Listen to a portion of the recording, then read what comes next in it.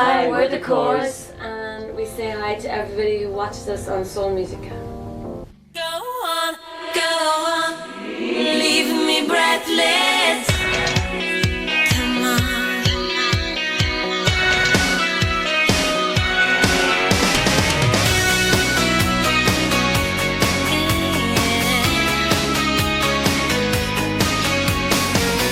The daylight's fading slowly, but time with you is standing still.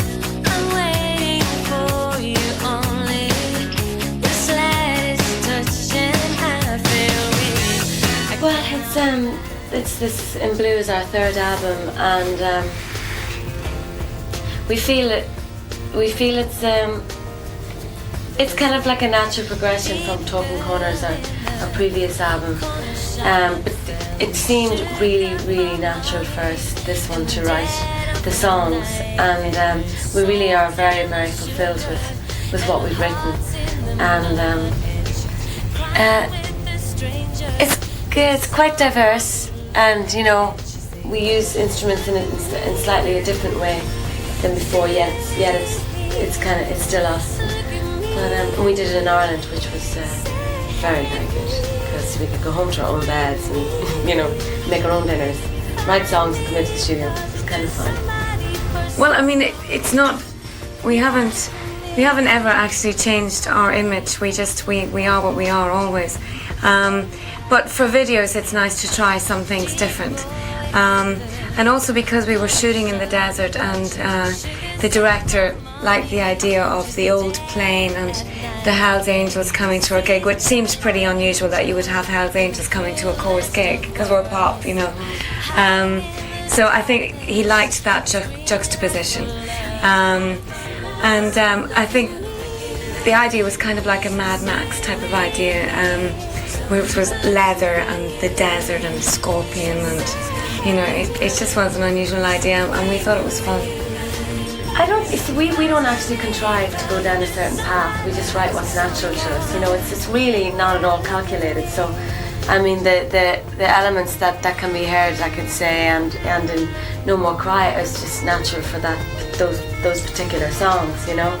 It's not that wasn't that we decided, oh, we'll get more rocky or we'll do this and everything, because we've always been very happy with what we do. We feel we write honestly, so we didn't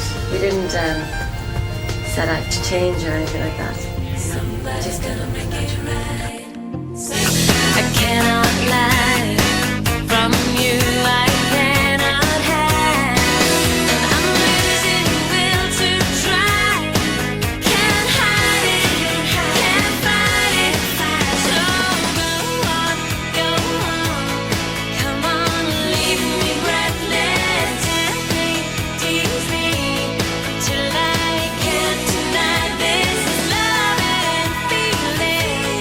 Make me long for your kiss. So go on, yeah. We have changed a little. I mean, we endeavour to write really good songs, and songs that people can become emotional about or really enjoy. Songs that really touch people. That's what we endeavour to do. We don't endeavour to, completely change our music. We just endeavour to get better at it, and I think because we've gotten better at it, it does change. But very slightly. I think it changes slightly. I think that it's something that inevitably happens. You don't write the same songs twice. Well, you try not to anyway. So it's something that inevitably happens. I mean, because we would feel that we stagnated ourselves as well if we weren't moving along or maturing at what we do or getting better at what we do, So, do you know what I mean? It's an inevitable thing that happens. You can't write the same album twice. But yet you might still have the same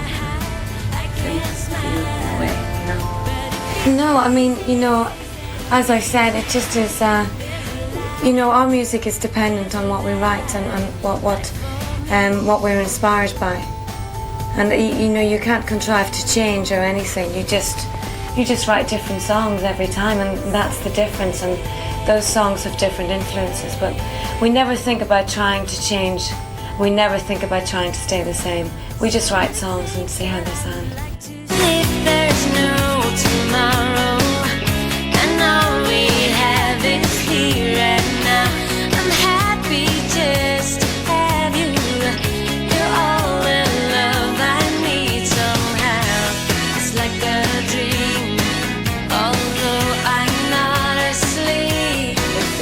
very, very relentless kind of schedule, and it just has to be that way.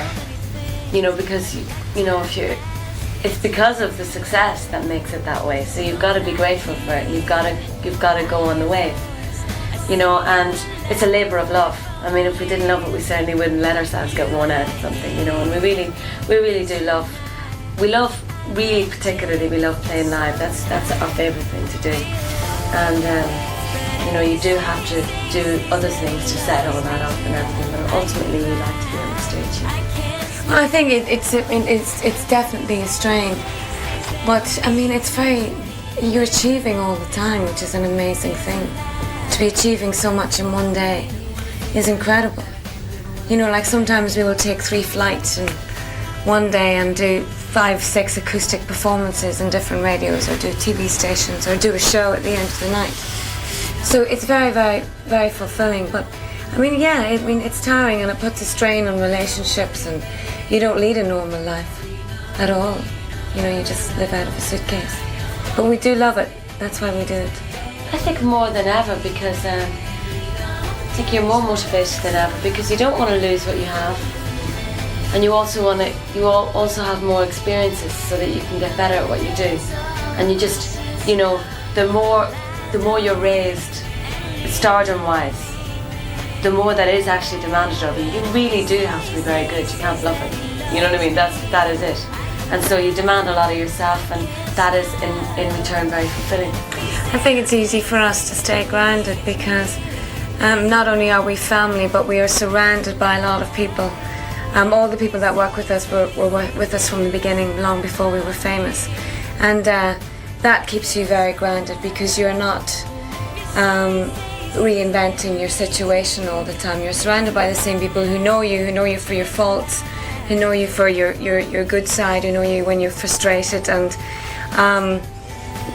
it's easy to stay grounded that way. I mean, you know, the point of this is to write great music, you know, and the rest of it is kind of just other people's perception of you.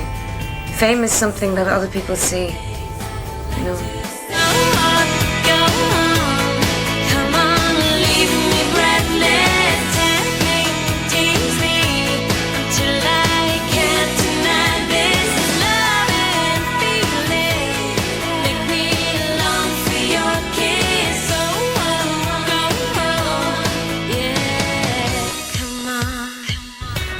We've just finished the album, so that's all we can see right now. You know, it's a day at a time, and touring it, and hopefully it will. I mean, hopefully the audiences around the world will respond as they have to the other albums. You know, and so far it looks good, because we played a gig and we played some new songs in London, and the audience just loved them. You know, and that's always kind of scary. That's difficult. I mean, there have been so many amazing moments. I mean, we've sang with Pavarotti, we've met the Pope, we've played with the Rolling Stones, you know, we've had the #1 and #2 album in Britain, and you know, and I think the thing is that we managed to have success and have it so far-reaching. You know, that was a wonderful thing. Also, a really good thing about what we do, and probably one of the best things, is that now that we have achieved success, we can lend ourselves to charities and good causes, and hopefully make money and bring awareness to different things. So that's a very rewarding thing, to have a profile that kind of helps you to help other people. Don't know, because I was never in a band with 4 friends, but it's definitely very abnormal for a family to flee the nest together and land in the same nest. You know, again, and keep going like that for 10 years. It's definitely odd, but we just, for some weird reason, well, probably because, more than likely because of our parents and our upbringing, but we have the same goal in life, and that our magic is the 4 of us together. So we appreciate that, and we work as a band, and we try not to let, you know, family squabbles get in the way. I mean, years ago it was harder, but now we get on very well.